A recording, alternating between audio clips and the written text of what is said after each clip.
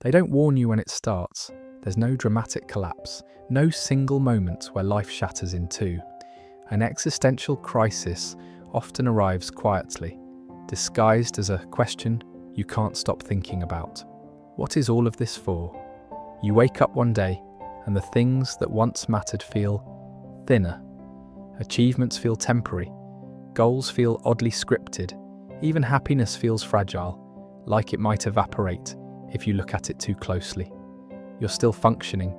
You're still showing up. But underneath it all, something feels off. This is the moment many people mistake for depression, laziness, or failure. But psychologically, something else may be happening. This is the beginning of an existential awakening. An existential crisis isn't a breakdown of the mind. It's a collision between consciousness and meaning. It happens when the stories that once held your life together stop working. For some, it's triggered by loss. For others, success. For many, it arrives in the middle of an ordinary life, with no clear explanation at all. And suddenly the question appears, if everything ends, then why does anything matter? This is where nihilism often enters the room. Nihilism is usually portrayed as cold, dark, or destructive. But psychologically, nihilism is not the absence of feeling. It is the collapse of inherited meaning. It's what happens when the mind realizes that many of the rules, values, and expectations it was handed were never chosen consciously. They were absorbed, inherited, assumed. And once you see that, you can't unsee it. You may start noticing how much of life feels performative, how people chase milestones because they're supposed to, how success doesn't guarantee peace, how morality feels inconsistent, how time keeps moving no matter what you do. This realization can feel terrifying, but it can also feel oddly clarifying, because nihilism doesn't always say, "Nothing matters." Sometimes it whispers something more unsettling. Nothing matters the way you were told it should, and that distinction changes everything. Psychologically, existential distress often activates when the brain loses its anchor points. The mind wants certainty, purpose, a reason to endure discomfort. When those structures dissolve, the nervous system reacts. Anxiety increases. Derealization may appear. You may feel detached from your body, your relationships, even your own thoughts. You might think, why am I doing this job? Why am I in this relationship? Why do I care about things that will disappear anyway? These questions are not signs that something is wrong with you. They are signs that your awareness has expanded beyond autopilot. And that expansion is uncomfortable. Most people never talk about this stage because it doesn't fit neatly into self-help language. You can't manifest your way out of it. You can't positivity think it away. Because existential crisis isn't a problem to be fixed. It's a transition to be understood. In psychology, this phase often appears when a person has outgrown survival-based motivation.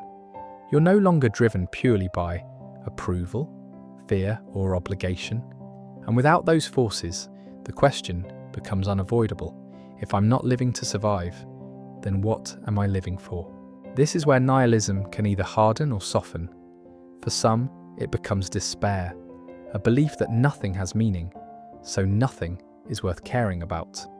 This version of nihilism often emerges when the nervous system is overwhelmed and unsupported.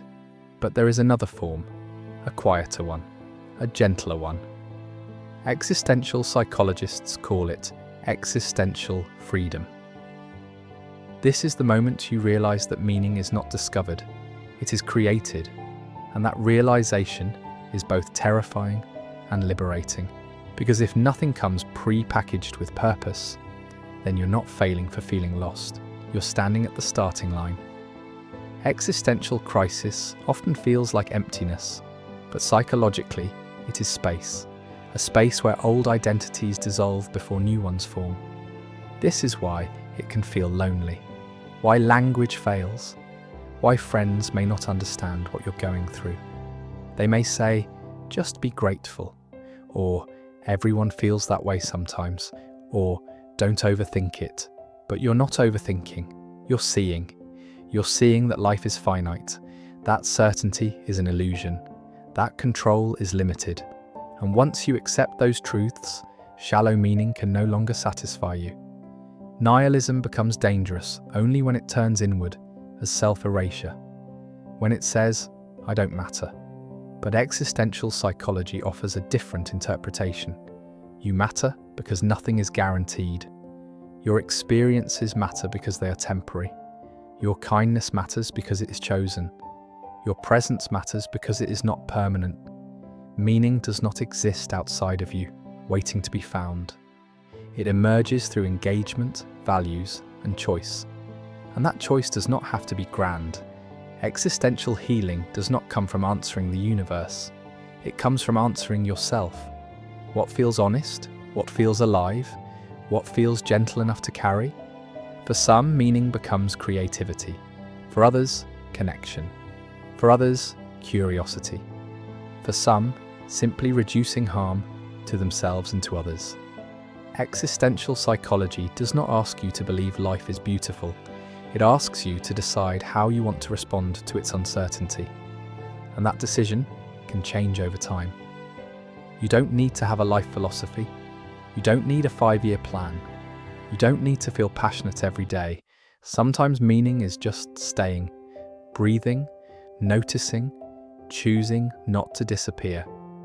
If you're in an existential crisis, it doesn't mean you're broken. It means your mind has moved beyond borrowed answers. And that is not a failure. It's a beginning, a quiet one, an uncomfortable one, but a deeply human one. Eventually, many people who pass through this phase report something unexpected. Not constant happiness, not certainty, but authenticity. They stop chasing lives that look meaningful from the outside. They start building lives that feel tolerable, honest, and real from the inside. Nihilism loosens its grip, not because meaning magically appears, but because they stop demanding that life justify itself. And instead, they ask a gentler question. Given that I am here, how do I want to be? That question doesn't erase suffering, but it gives you agency within it. And that, psychologically, is where existential peace begins. If this reflection resonated with you even slightly, know this: you are not alone in these thoughts. You are not strange for having them, and you are not required to solve existence to deserve rest. Existential crisis does not mean life has no meaning. It means you're now free to choose what meaning looks like for you. Take your time. You're allowed to not know. And for now, that's enough.